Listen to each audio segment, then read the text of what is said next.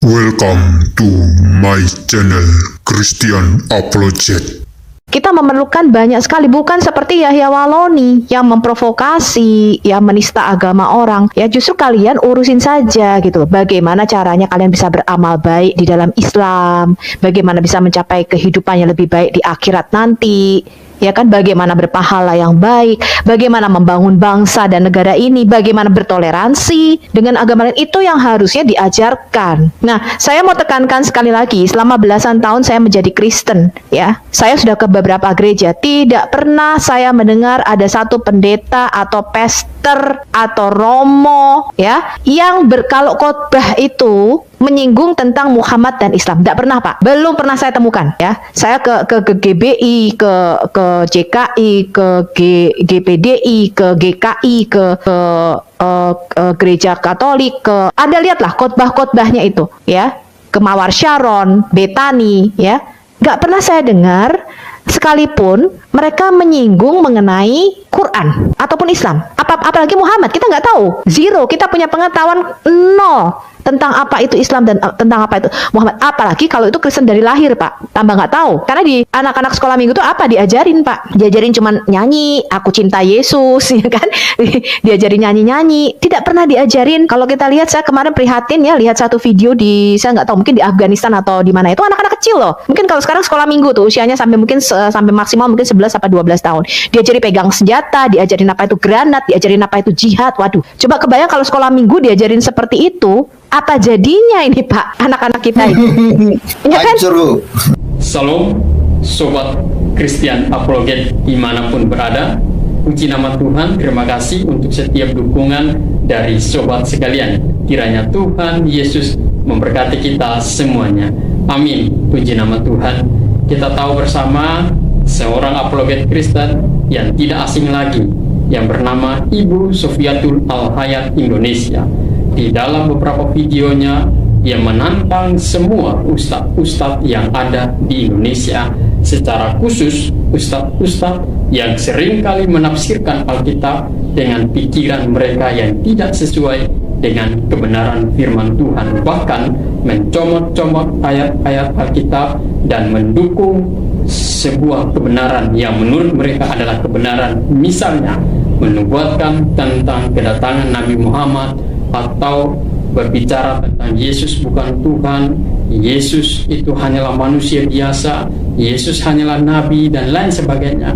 Disitulah kemudian Ibu Sofiatul Al-Hayat Indonesia mengangkat suara, menantang perdebatan antara beliau dengan ustadz-ustadz yang ada di Indonesia yang menafsirkan Alkitab dengan pikiran mereka yang sesat. Dan di dalam kesempatan kali ini kita akan bersama-sama menyaksikan bagaimana Ibu Sofiatul Al-Hayat Indonesia bersama-sama dengan teman-teman yang ada, mereka membicarakan tentang kekristenan, mereka berbicara tentang Muslim, mereka berbicara tentang bagaimana hidup toleransi. Karena kita percaya baik agama Kristen maupun agama Muslim atau agama apapun, mereka semua mengajarkan tentang toleransi. Tetapi bagaimana dengan mereka, oknum-oknum yang tidak bertanggung jawab, yang menyebarkan tentang intoleransi? Apa yang akan dilakukan oleh aparat hukum terkait dengan para bagaimana dengan orang-orang atau oknum-oknum yang tidak bertanggung jawab, yang dimana mereka menyebarkan pengajaran tentang intoleransi? Oleh karena itu, mari kita akan bersama-sama melihat dan menyaksikan bagaimana Ibu Sofiatul dan teman-teman berbicara tentang toleransi umat beragama di dalam negara Republik Indonesia. Mari kita menyimak video berikut ini. Saya kagum dengan Gus Miftah ya. Jadi dari semua ustadz-ustadz, mungkin baru satu ini Gus Miftah ya yang bertoleran dan memberikan. Ustadz Miftah, bukan Gus ya. Ustadz Miftah. Ya, Ustadz Miftah ya memberikan jawaban yang lebih netral ya. Dan dia seorang ustadz lagi. Jadi saya sangat menghargai. Nah, sebenarnya kalau Indonesia punya ustadz-ustadz seperti Ustadz Miftah ini yang bisa mengayomi ya dan mengademkan umatnya, ya justru harusnya kita memerlukan banyak sekali, bukan seperti Yahya Waloni yang memprovokasi, ya menista agama orang. Ya justru kalian urusin saja gitu loh, bagaimana caranya kalian bisa beramal baik di dalam Islam, bagaimana bisa mencapai kehidupan yang lebih baik di akhirat nanti.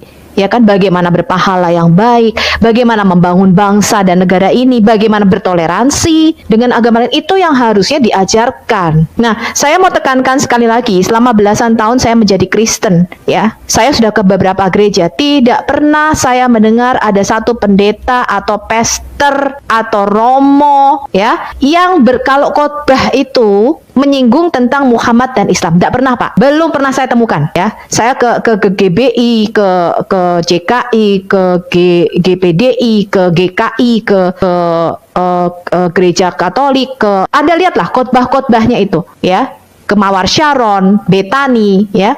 Nggak pernah saya dengar sekalipun mereka menyinggung mengenai Quran ataupun Islam. Apalagi Muhammad, kita nggak tahu. Zero, kita punya pengetahuan nol tentang apa itu Islam dan tentang apa itu Muhammad. Apalagi kalau itu Kristen dari lahir, Pak. Tambah nggak tahu. Karena di anak-anak sekolah minggu itu apa diajarin, Pak? Diajarin cuman nyanyi, aku cinta Yesus, ya kan? Diajarin nyanyi-nyanyi. Tidak pernah diajarin. Kalau kita lihat, saya kemarin prihatin ya, lihat satu video di, saya nggak tahu, mungkin di Afghanistan atau di mana, itu anak-anak kecil loh. Mungkin kalau sekarang sekolah minggu tuh usianya sampai mungkin sampai maksimal mungkin 11 sampai 12 tahun.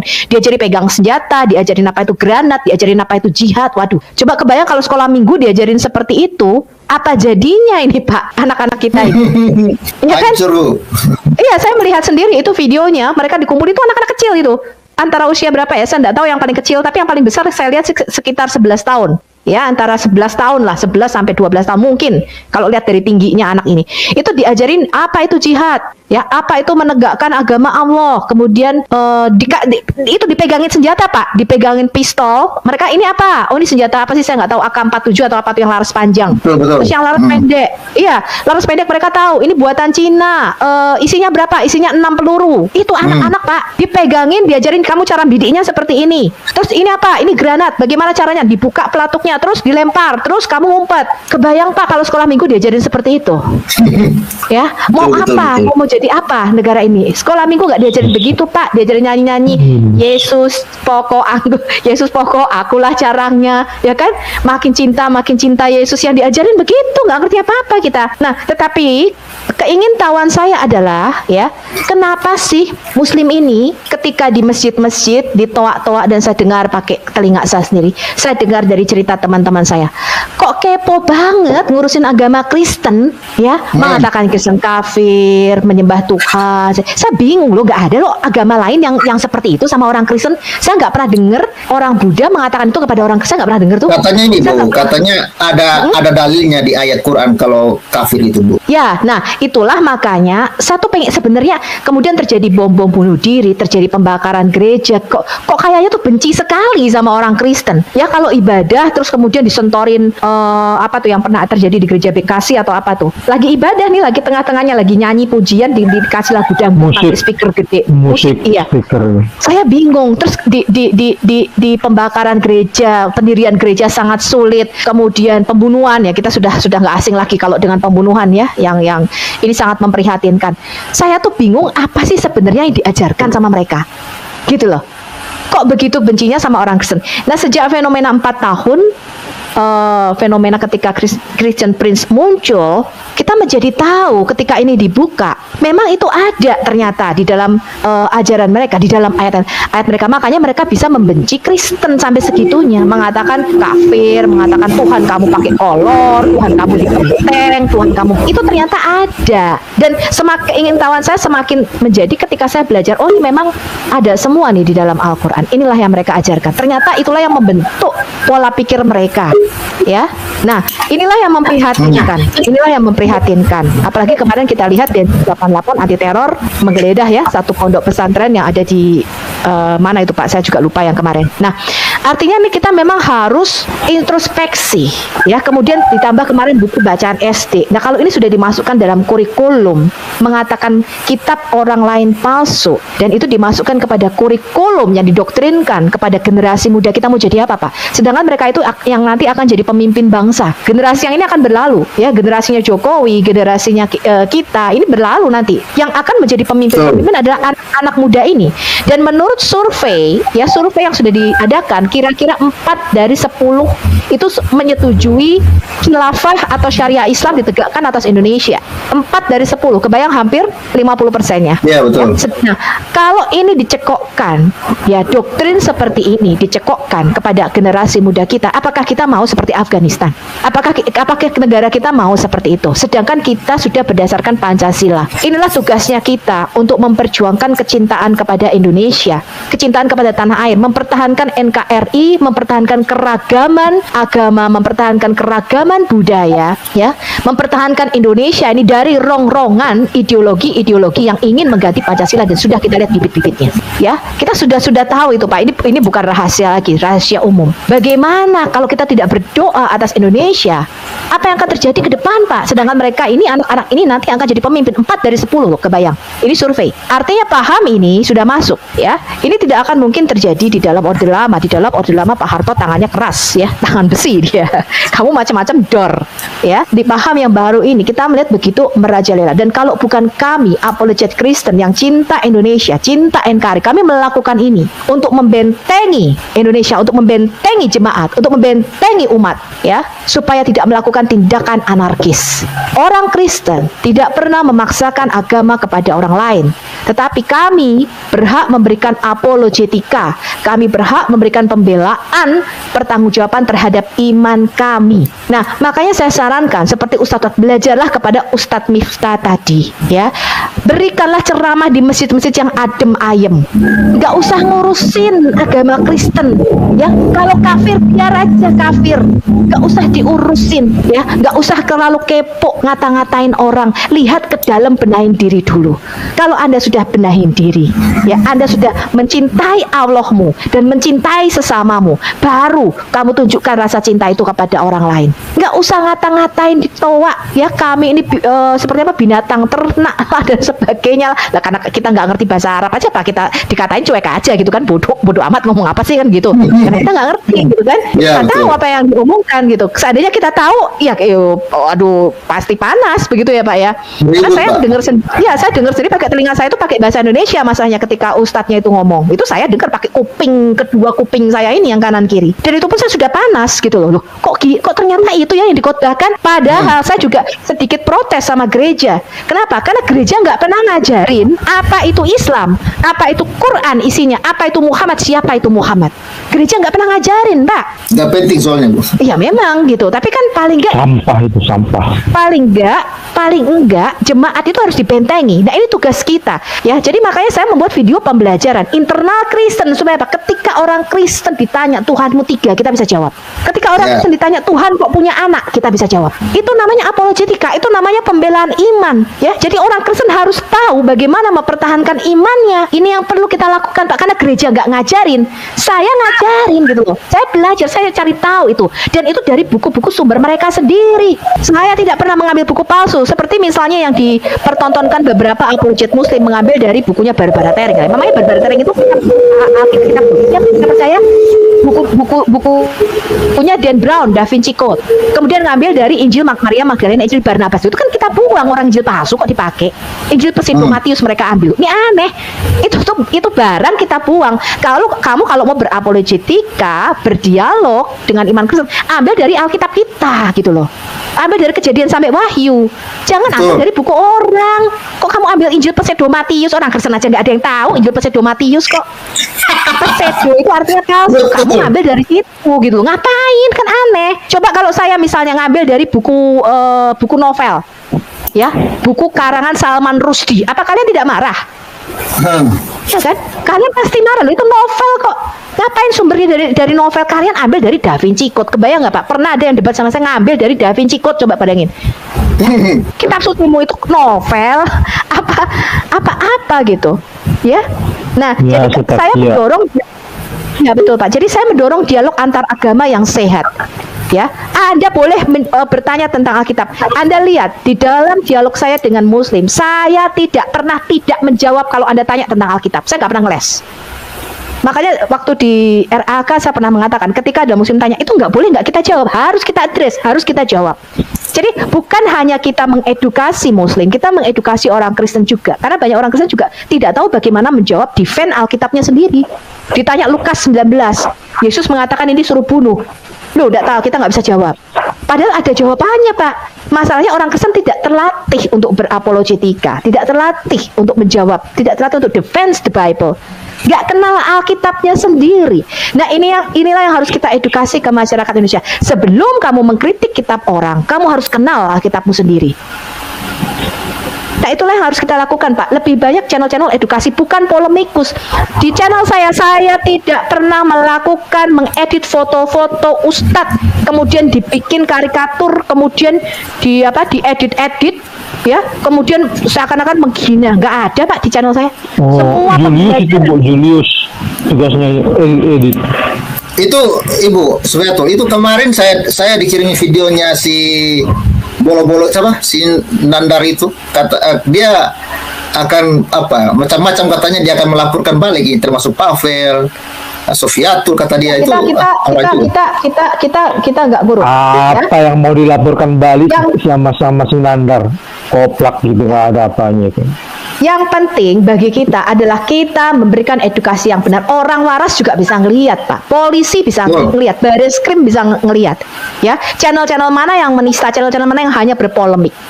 Ya, saya tidak pernah membuat atau mengambil dari kitab-kitab palsu, nggak pernah. Saya selalu mengambil dari kitab sokeh, dari ulama-ulama.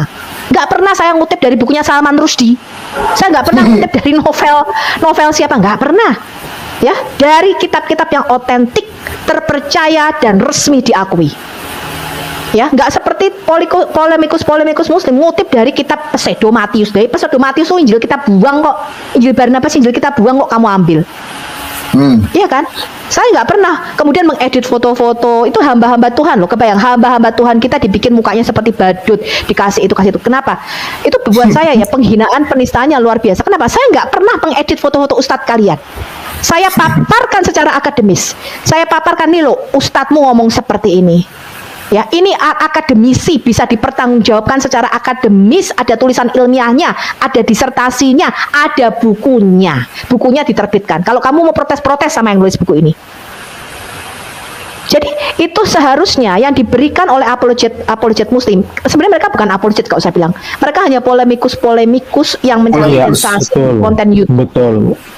Kalau mereka mau berdakwah dengan benar, berdakwahlah sesuai dengan kaidah yang benar. Ya, apa yang indah di dalam Islam? Katanya Islam itu indah. Di mana indahnya? Saya nggak melihat. Ya, kalian membuat gambar-gambar babi, diibaratkan ya, Yonatan Arif bikin gambar babi, kebayang nggak, Pak? Ya, kemudian dia pakai apa, gondrong seakan-akan dia Yesus dan sebagainya seperti itu.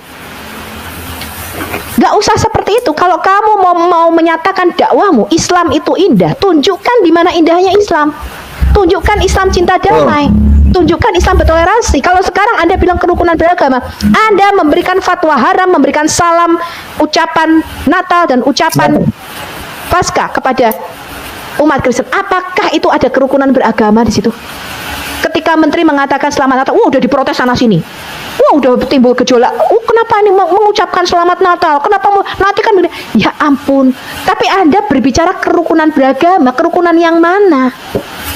Kalau mengucapkan salam, mengucapkan ucapan selamat Natal saja Anda haramkan. Ya, seakan-akan kami najis, ya, kafir, ya, dan sebagainya. Nah, itulah memang ini sama pemikirannya kalau orang berada di bawah hukum Taurat, Pak. Ini sama dengan Yahudi. Yahudi itu kan berada di bawah hukum Taurat. Hukum yang tertulis itu mematikan. Sama orang Yahudi itu kalau sama orang non-Yahudi kan akan mengatakan najis dan kafir. Makanya di dalam perjanjian lama kalau kamu menyentuh sesuatu kamu jadi najis. Tapi di dalam hukum kasih karunia, di dalam perjanjian baru, ketika Yesus menyentuh wanita yang berzina, menyentuh orang berdosa, bukan Yesusnya yang najis, tapi orang itu yang menjadi tahir. Di dalam perjanjian lama tidak seperti itu, betul. Karena di dalam perjanjian lama itu berada di bawah hukum Taurat. Nah, segala sesuatu yang di bawah hukum tertulis itu mematikan. Di bawah hukum Taurat itu mematikan. Makanya di dalam perjanjian lama sama, Pak. Ya, kamu nggak boleh sentuh aku najis, aku jadi najis. Tapi jadi kenajisan itu menular. Makanya hati-hati kalau di bawah hukum perjanjian lama seperti itu, kamu menyentuh sesuatu, ya kamu yang jadi najis malah.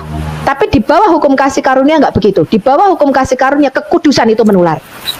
Ya, kekudusan itu menular. Nah, makanya ketika Yesus turun dari gunung, ya orang-orang berdosa itu datang dan menjamah Yesus. Dan barang siapa menjamah jubahnya dia jadi sembuh. Barang siapa menjamah Yesus dia jadi tahir. Bukan Yesus yang jadi najis. Karena ada Roh Kudus di dalam dia, ada hukum baru di atas hukum Taurat, yaitu hukum kasih karunia. Itulah yang harusnya kita berikan, ya. Nah, saya mendorong ustadz seperti Ustadz Miftah ini yang baik, yang bisa berdialog lah dengan orang Kristen. Saya malah senang loh kalau berdialog dengan ustadz, karena nggak bakal bulat kayak ular gitu. Dia harusnya memberikan penjelasan tenang dengan kami. Nggak apa-apa kita berdialog antar iman, antar agama, tetapi berdialog yang sehat. Anda jelaskan iman Anda, kami jelaskan iman kami. Kalau Anda menuduh kami menuhankan tiga, biar kami memberikan hak jawab kami. Apakah benar kami bertuhankan tiga? Kan seperti itu, Pak. Apakah benar kami menuhankan manusia? Berikan kami kesempatan untuk menjawab itu. Ya, kalian menuduh Tuhan kami beranak, berikan kami kesempatan untuk menjawab. Siapa anak Allah itu? Ya, jadi dialog antar agama boleh. Ya, dan saya juga tentu saja kita harus mulai memperbaiki cara kita berdialog, baik itu apologet Kristen maupun apologet Muslim. Sopanlah dalam berdialog, hargailah, jangan serang pribadinya. Ya, yang kita tentang itu kan doktrinnya, ajarannya, ya kan? Nah, kita coba membangun dialog, membangun jembatan yang baik dengan Muslim. Kita coba membangun jembatan berdialog yang baik, ya. Kita coba memperbaiki hal ini. Ya, makanya hapus konten-konten yang bernada provokatif. Ya, Anda membuat simbol-simbol Kristen yang diolok-olok. Ya, Anda membuat gambar-gambar Yesus diganti. Itu kalau di negara itu, kalau kita yang bikin mungkin kita udah dipenggal nih, Pak, kayak di Prancis ya. Itu dong, kalau kita yang bikin udah pasti kita dipenggal, Pak, itu. Tapi mereka santai-santai aja tuh, Pak, bikin karikatur olok-olokan gitu. Dan memang orang Kristen Iya, orang Kristen nggak ada urusannya sih. Anda lihat di luar negeri tuh, Yesus diolok-olok. Saya heran, kemarin ada orang yang mengatakan, menanyakan begini, Charlie Hebdo membikin karikatur, itu apakah itu sesuai dengan ajaran Kristen? Jadi dia berpikir Charlie Hebdo, buku penerbit Prancis itu orang Kristen, Pak, kebayang nggak? Padahal Charlie Hebdo itu menistakan Yesus, ya, membuat karikatur Yesus, Maria, itu dilecehkan segala macam. Itu sebelum karikatur Muhammad muncul, dia sudah membuat karikatur Yesus, tapi orang Kristen nggak ada reaksi. Kita santai-santai aja, cuek aja gitu, orang gila kok diurusin, kan kita mikirnya gitu. Iya, nggak baper. Ya kan? Jadi kebayang ya, Pak, ya, Indonesia ini bisa berpikir bahwa Charlie Hebdo itu majalah Kristen. Ini kan repot, Pak. Artinya memang mereka belum sampai pada taraf berpikir untuk mengevaluasi data atau informasi yang diterima. Belum sampai, taraf berpikirnya belum sejauh itu. Jadi ketika ada data atau makanya ketika Charlie Hebdo kemarin yang dikatakan ada guru di Prancis yang katanya membuat karikatur, padahal ternyata bohong anak ini, Pak. Jadi anak ini ngomong sama orang tuanya, kan dia mau dikeluarkan karena sering bolos, takut, dia ngomong, guruku bikin karikatur Muhammad, katanya. Ini guru dipenggal loh, Pak. Ternyata begitu sampai di pengadilan kasusnya dibuka, ternyata dia tidak pernah membuat karikatur itu. Anak ini cuma takut karena dia mau dikeluarkan dari sekolahnya, dia ngomong begitu sama. Bayangkan dengan ngomong begitu aja terprovokasi, satu nyawa melayang. Artinya, Pak, Muslim ini belum sampai pada taraf berpikir mengevaluasi data dan informasi, sehingga mereka gampang tersulut. Begitu dengar informasi tidak diselidiki dulu. Kita sudah bersama-sama menyaksikan apa yang sudah disampaikan oleh Ibu Sofiatul Al-Hayat Indonesia, dan satu poin yang ingin saya sampaikan kepada kita, kalau umat beragama di Indonesia menekankan satu saja, toleransi, maka damailah negara kita, Indonesia. Tetapi kalau agama itu tidak menjalankan toleransi, maka kacau balulah negara kita. Karena kita tahu bersama, negara kita, negara Indonesia, memiliki beragam suku, bahasa, dan agama. Mari kita tetap tetap menjaga kesatuan negara kita Republik Indonesia dengan hidup toleransi. Salam Christian Apologet. Tuhan Yesus memberkati kita semuanya. Amin. Welcome to my channel Christian Apologet.